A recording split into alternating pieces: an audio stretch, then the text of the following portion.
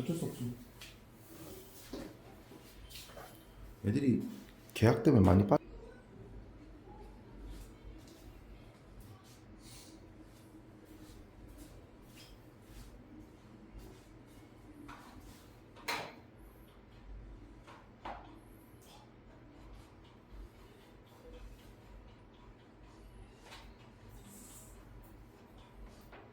3번, 4번 맞나요? 예. 3번에 5번, 4번에 4번 되겠죠? 자, 3번 같은 경우에는 이렇게 나와 있습니다. 보기를 참고해서 가 나를 감상할 때 물질주의가 표방하는 현대사회에 바람직한 삶이란 소외받는 이들에 대한 희생과 배려의 마음을 지니는 것이다. 물질적 소유의 차이가 차별을 낳고 이기심을 양산하는 이 사회에서 나만의 행복이 아니라 나만의 행복은 여기서 얘기하는 기쁨이가 되겠죠. 그렇죠? 너와 나누는 행복을 추구함으로써 공동체적인 연대감을 큰 울타리 안에서 진정한 사랑을 실현시킬 수가 있다. 이렇게 얘기했는데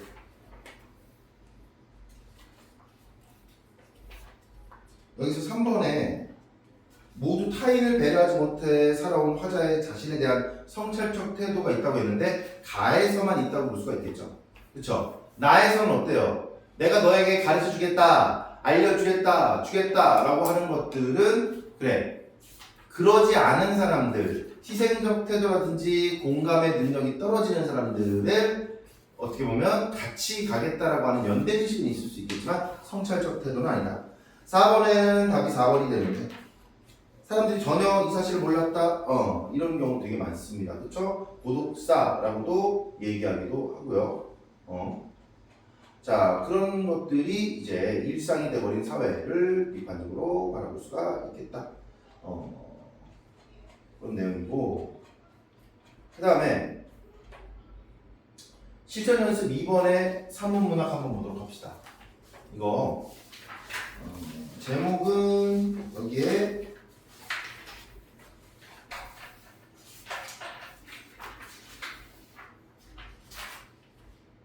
비 오는 날이면 가리봉동에 가야 한다인데 아까 얘기했던 원미동 사람들의 에피소드 중에 하나예요. 아마 공부했던 친구들도 있을 수 있는데 요거 앞부분의 줄거리와 함께 더불어서 조금 말씀을 드리자면 지금 여기 있는 원미동은 소시민들이 사는 그러니까 없이 사는 사람들이 사는 공간이에요. 그러니까 엄청 부자들이 아니야. 근데 여기 나와 있는 그라고 하는 사람이 임씨 말고 여기 나와 있는 그라는 사람이 이제 집을 얻었어요. 집을 샀어.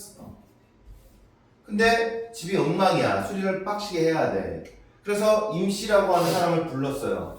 임씨는 고향을 떠나고 도시로 온 후에 여러 가지 허드렛 일을 하면서 막일도 하고 수리도 하고 뭐 이것저것 하는 사람이야. 그런데 이 사람이 아까도 얘기했지만 이 연탄 같은 것들 뭐 아니면 이런 재료 같은 것들도 납품하는 사람이기도 하거든요.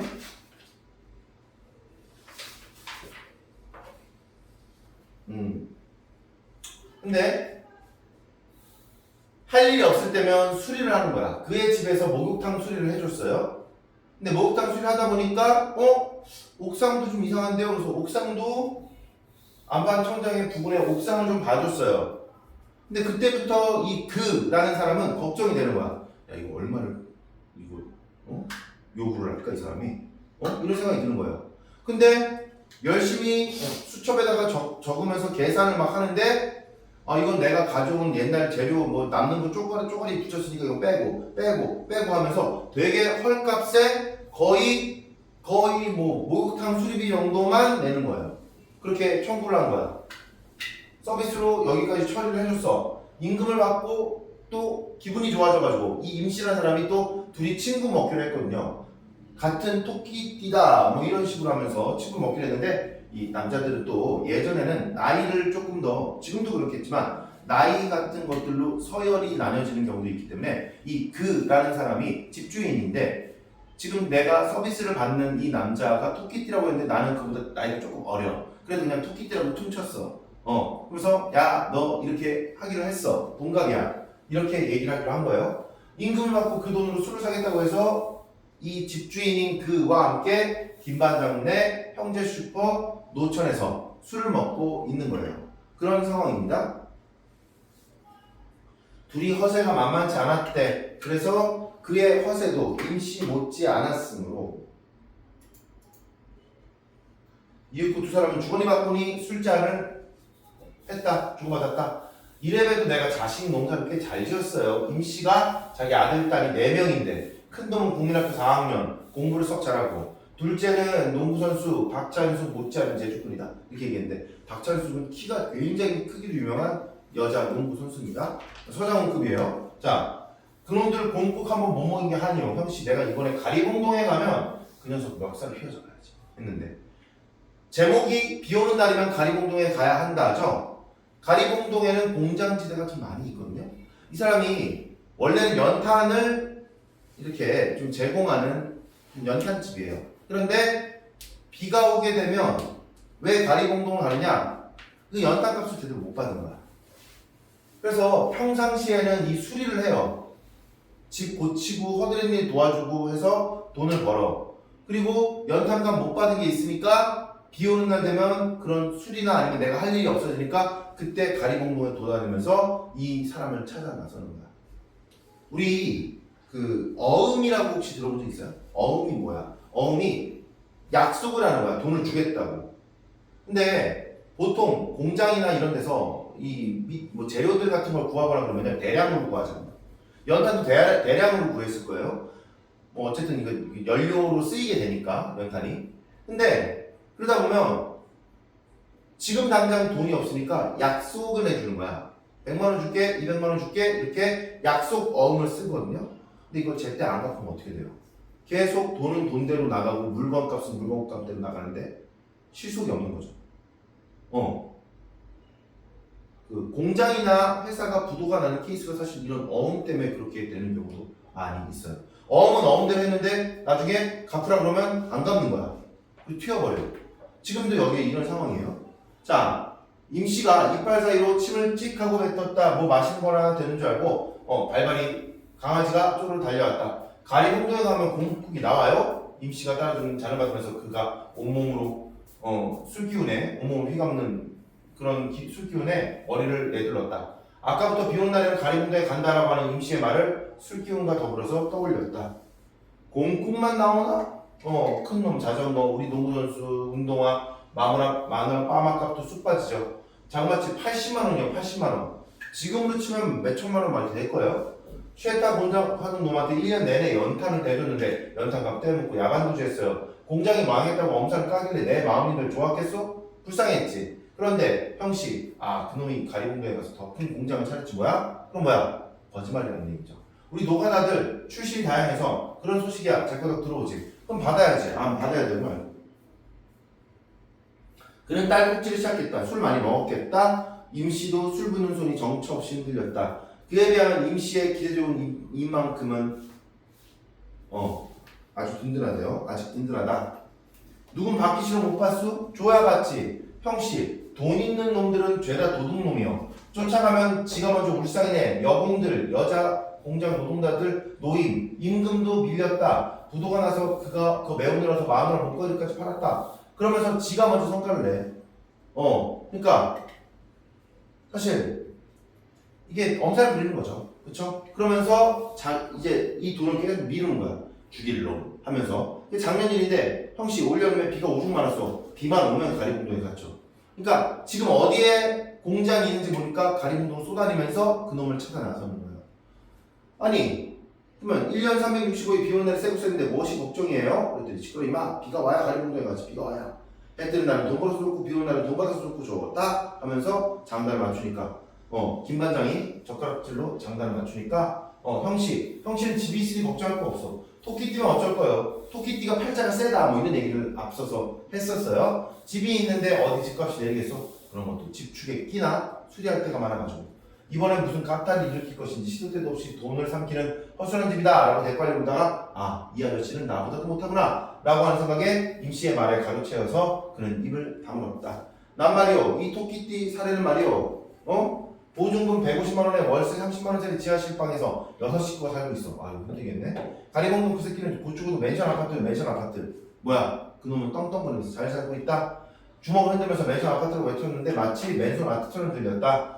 돈 받으러 갈 시간도 없다고. 마누라대로 벽돌 찍어야 되지. 벽돌 공장에서 일하지. 나는 나대로 이집트에서 벌어야지. 그래도 달걀 후라이도 마음 놓고 못 먹는 세상 이렇게 얘기했습니다. 요즘에 달걀 후라이를 못 먹는 친구들은 많지는 않을 겁니다. 그쵸? 그럼 무슨 얘기냐? 그만큼 가난하고 이 사람의 처지가 안 좋게 됐다는 거죠. 자, 임씨의 목소리가 거칠어졌다. 술을 너무 과하게 하진 않았나? 그래서 술잔에 못 돌리고 있었는데 돌고 돌아 돈이라고. 돌고 도는 돈. 본 놈이 있으면 나와봐. 우리 같은 신세는 평생이 지랄로 끝나는 거야. 돈 개수랑 말라 그래. 그래서 이런 것들 우리 뭐라고 얘기할 수 있을까? V2B. 그러니까 없이 사는 사람들은 더 차별적으로 힘들고 어렵게 산다는 것이죠. 그쵸? 자, 봅시다. 참고 살면 나중에는 점점점점점점 모두 다 소용없는 일이야 이렇게 얘기했는데, 자, 임씨가 벌 수 있는 돈에 한계가 있을 거 아니에요. 어마무시한 돈을 벌 수는 없을 거예요. 그쵸? 그러니 봐봐, 임씨의 기세에 눌려서 그는 또 말을 맨 처음부터 입을 다물었다. 임씨도 맨 처음 아파트에 살 수 있을 거예요 라고 얘기를 못하는 거예요. 왜? 그러기엔 너무 힘든 삶을 살고 있어요. 그쵸? 이렇게 너 나중에 잘 살 거야. 공국도 싫어하고 가든 음식 타박에 비 오는 날에 양주랑 찔끔거리고 사는 인생이 될 거야 라고 말할 수는 없었다. 왜? 이 두터운 벽이 있기 때문에. 뭐야? 계층 간의 어떤 그런 보이지 않는 벽들이 있는 거예요. 잘 살고 못 사는 사람들의 차별이 있는 거야. 그 꼭대기가 발밑으로 걸어와 주는 게 아님을 모르는 사람이 그 누구인가? 그래, 나도 소시민, 너도 소시민. 내가 집이 있어서 좀 낫다고 치지만 나도 버는데 한계가 있을 거고 이 친구도 버는 게 한계가 있을 거야. 그런 임시의 핏발성 눈을 마주보진 못했다.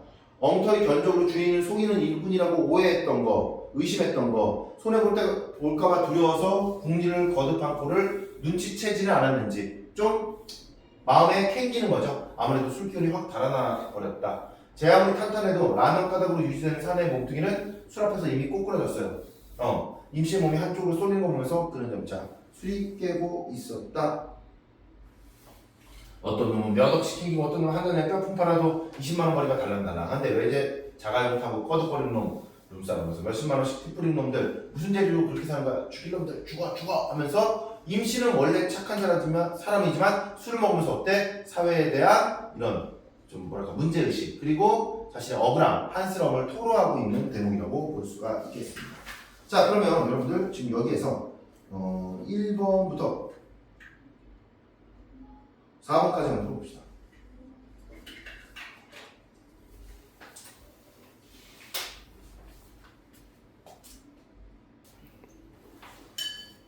자, 1번부터 4번까지 풀어보라고 얘기를 했는데요. 자, 1번에 보시면요. 서술 방식에 대해서 얘기를 하고 있어요.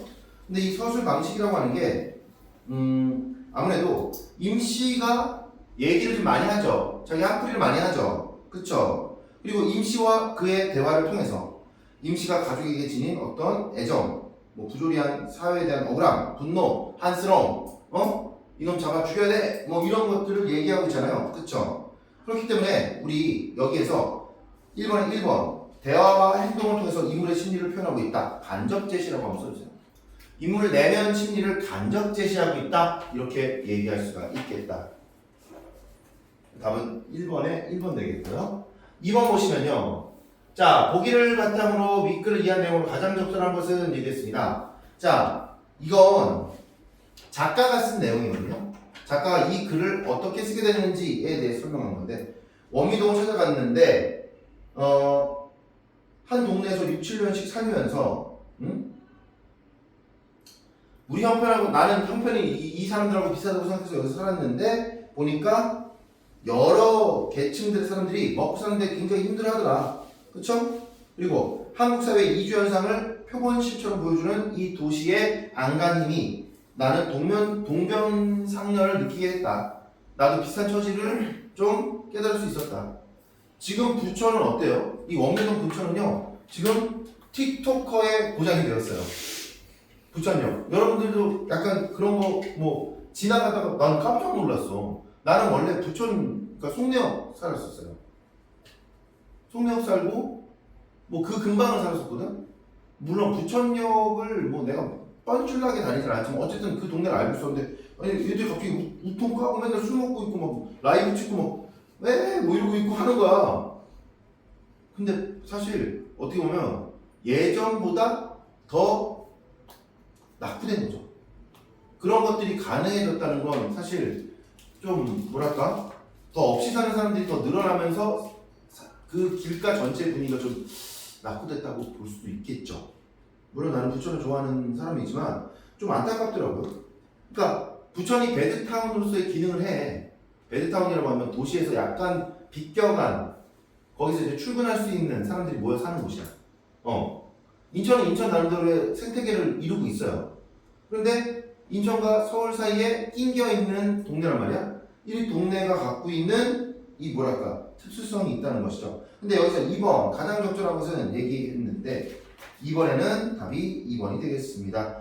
위클의 작가는 임시와 같은 서민들에게 영향과 동질감을 느끼고 있다. 동명상련이라고 한 단어에서 찾아볼 수가 있겠다. 자, 그 다음에 3번에는 1번, 4번에는 2번인데요. 발상 및 표현 4번만 얘기하고 마무리를 하도록 하겠습니다. 자, 니은 부분 보시면요. 니은이 뭐였니? 니은이 해 뜨는 날은 돈 벌어서 좋고 비 오는 날은 돈 받아서 좋고 좋다 이렇게 얘기했는데 진짜 좋은 건가요? 아니죠. 그럼 반어적으로 쓴 거죠. 자, 요것만 좀 얘기해 볼게요. 얘들아, 역설과 반어를 구분하려고 하면 어떻게 구분할 수 있을까? 역설이라고 하는 건요, 얘는 문장 안에 이미 문장 내에 여기에 대조적인 게 있어요. 모순된 게 있어요.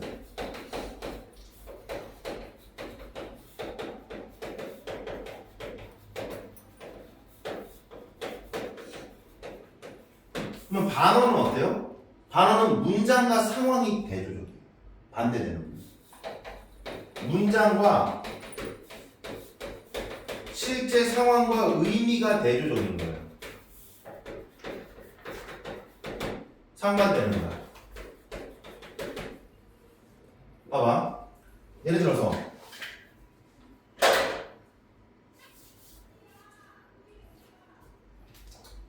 가난한 부자. 그럼 어때요? 부자인데 어떻게 가난해? 그쵸? 근데 예를 들어 이런 거지. 역설법이라고 하는 거는 여기에 이런 데에 플러스 새로운 의미가 있는 거죠. 가난한 부자. 말이 안 돼. 가난과 부자가 같이 있을 수 없어. 모순되잖아. 그런데 이런 사람이라고 쳐보자. 부자긴 한데 자기를 위해서 돈 한 푼도 안 써. 맨날 깨지자기 입고 다녀. 그리고 마음도 쪼잔해. 그러면 이 사람 부자답지 못한 거죠. 가난한 부자 얘기할 수 있겠죠. 막 1,000억씩 5,000억씩 있으면 뭐해? 자기 위해서 한 푼도 안 쓰는데. 이런 사람은 가난한 부자라고 얘기할 수 있다. 즉 문장 내에 모순되고 대조적인 게 있는 거 역설법이고요. 반어라고 한다면 자 여기에 나와 있는 나무기가 역겨워 가실 때는 죽어도 아닌 놈을 흘리우리다. 그런 사람이 꽃 따가들고 한 알음 싸들고 가겠어? 아니야. 진달래꽃의 화자는 내가 너랑 헤어지면 펑펑 울 것이다 라고 하는 걸 반대로 얘기한 거예요. 상황과 의미와 문장이 반대인 거예요. 그쵸? 여러분들 할머니나 이런 할아버지들이 아이고 우리 똥강아지 돼지새끼 이렇게 얘기하는 거 진짜? 돼지새끼? 똥강아지? 이렇게 꿀돼지 이렇게 얘기하는 게 아니고 이뻐서 반대로 얘기하는 거죠. 그런 것들이 반어법이라고 얘기할 수가 있겠다. 자 오늘 여기까지 하도록 하겠고요. 여러분들 4강까지 특강 열심히 듣느라 고생 많으셨습니다. 따로 여러분들이 좀 요청할 것들이 있다 혹은 문제 어떤 상황에서 선생님한테 궁금한 것들이 있다 라고 한다면 선생님에게 카톡으로 질문해 주시면 되겠습니다. 오늘 여기까지 하겠습니다. 고생하셨습니다.